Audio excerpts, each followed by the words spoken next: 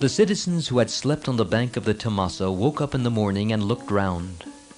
They were surprised to see that Ram and the chariot had disappeared. They followed the track of the chariot wheels, but were disappointed to find that it was lost in the main road to the capital.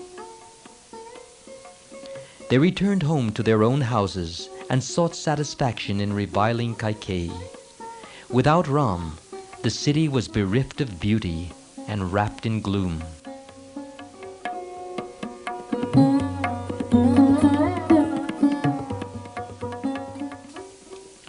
Sumantra and the princes had crossed the Tamasa long before dawn and traveled far into the forest.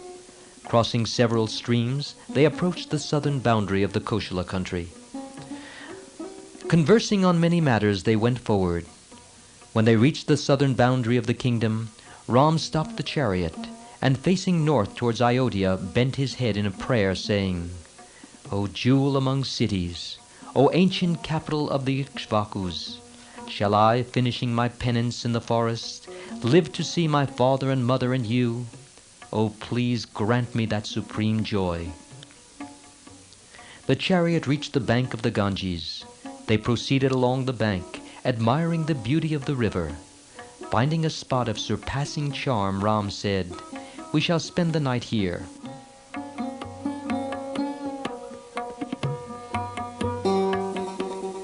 Untying the horses, they sat under a tree. Guha, the chief of the region, having learned already from his men that Ram would be coming there, came forward with his retinue to greet Ram and Lakshman. He had unbounded love for the royal family and for Ram. Being the chieftain of the tribes who dwelt on the banks of the Ganges, he was a man of great prestige and power. Ram and Lakshman rose to greet Guha, even while the latter was still at some distance from them. Guha welcomed them with a hearty embrace, saying, "Regard this land as your own. This place is as much yours as is Ayodhya. Who can hope to have a guest like you? It is indeed my good fortune." Guha had prepared a lavish entertainment. He said, "Feel perfectly at home and happy in my kingdom. You may spend all the 14 years with us here. You will not lack anything, I assure you. Looking after you will be a pleasure and a privilege to me. Be gracious enough to accept my hospitality." Warmly embracing Guha again, Ram said, "Brother, I know how deep is your love for me. Your wish is itself as good as hospitality rendered. But I am bound by my vows, and must refuse anything more. I have come to dwell in the forest, and not to enjoy life as a chieftain's guest. These horses are my dear father's favorites. Please feed them well. We shall be content with simple food and rest for the night."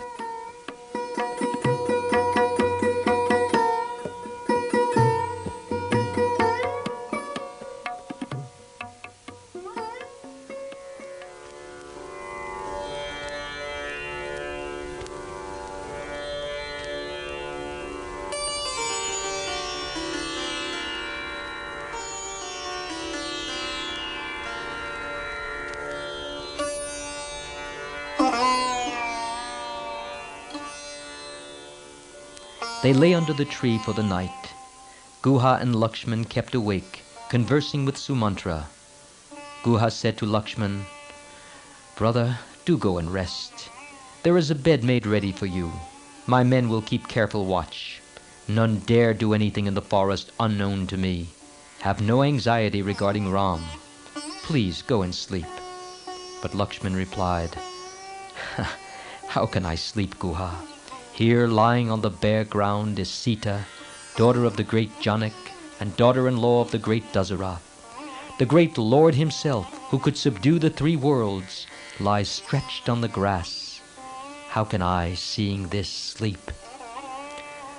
I wonder how Ayodhya is bearing it. The queen's apartments must be loud with wailing. I even doubt if at this moment Kausalya and my mother are alive. My father indeed found strength somehow to say to Ram, 'Go to the forest,' but I doubt if he has strength enough left to survive Ram's actual departure. And if he has passed away, our mothers too will have given up their lives. And here we are, deprived even of the privilege of doing the last rites to the dead. In any case, it is hardly possible that our father and mothers will be alive to greet us when we return to Ayodhya after our term in the forests.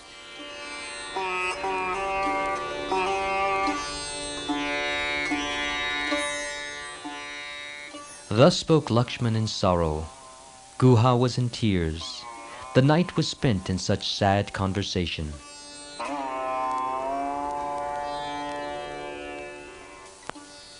Early next morning, Ram told Lakshman, "We must now cross the river. Ask Guha to make ready a boat big enough for crossing this broad river." Guha ordered his men to get this done and informed Ram. Sumantra bowed low and stood before Ram, seeking his further commands. Ram understood Sumantra's unspoken grief, and, laying his hand on Sumantra's shoulders, said, "Sumantra, return to Ayodhya with all speed, and be at the side of the king. Your duty is now to look after him." "O Ram, righteousness, learning, and culture seem to be of no value. You and your brother and Sita are going to live in the forest. What is going to be our lot? How are we going to fare under Kaikeyi's rule?" He now wept like a child.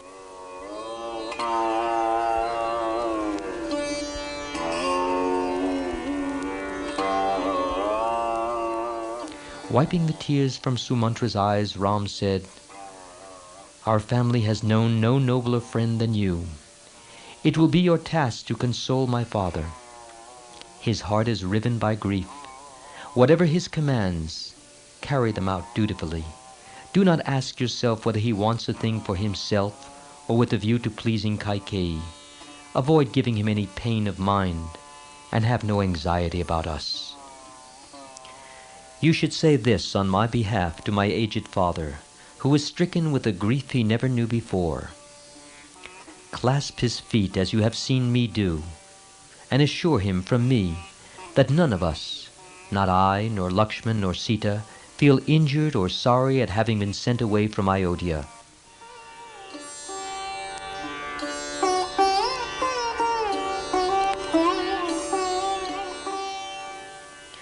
We look forward to 14 years of forest life, which will speed on happy wings, and then surely we shall return to his feet for blessings. Give our love to my mother Kausalya, and tell her that, protected by her blessings, we are well.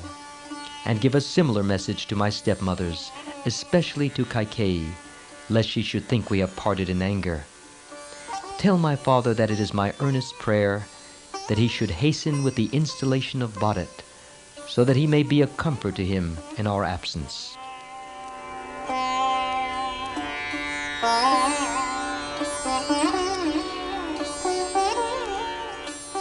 But Sumantra, unable to restrain his grief, burst out, "How am I to return? And with what words can I give comfort?" And when he looked at the empty chariot, he wept and said, "How shall I drive this chariot that stands desolate without you?" Once again Ram spoke words of comfort and courage to Sumantra, and urged on him the duty of patience, and sent him home.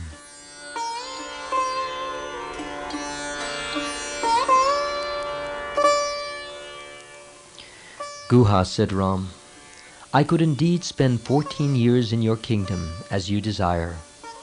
But would that be fulfilling my vow? I have left Ayodhya to fulfill my father's pledge. I must therefore lead the life of an ascetic. I must not touch dishes daintily cooked and served. We have to live only on fruits, roots, seeds, and vegetables." Comforting Guha thus, the brothers got their locks matted with the milk of the banyan tree.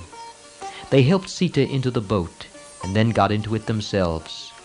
Guha bade the boatmen to row it across. The boatmen took them quickly across the river. At midstream, Sita offered a prayer to the goddess of the river. "O goddess, help us to fulfill our vow, and return safe to our homeland."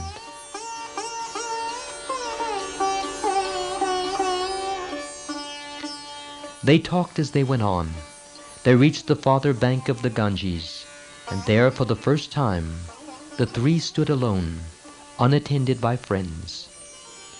"Lakshman, you are my sole armed guard now," said Ram. "You will go first. Sita will follow, and I shall walk behind you both. We must save Sita as far as possible from the hardship of forest life. Hereafter there will be none to keep us company, and no fun or amusement." Ram's thoughts went to his mother Kausalya.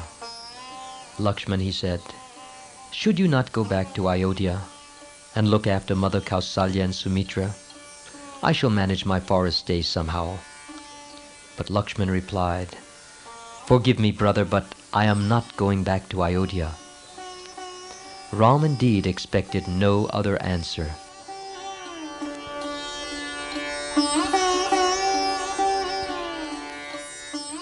While Ram was plunged in thinking of the mothers left behind, Lakshman ministered to him with loving words of courage and hope. They spent the night under a banyan tree, and left early next morning for sage Bharadwaj's ashram, which they reached at sunset. Partaking of the hospitality of the sage, they asked him to tell where they could spend the years quietly in the forest. He advised them to go to the Chitrakoot hill,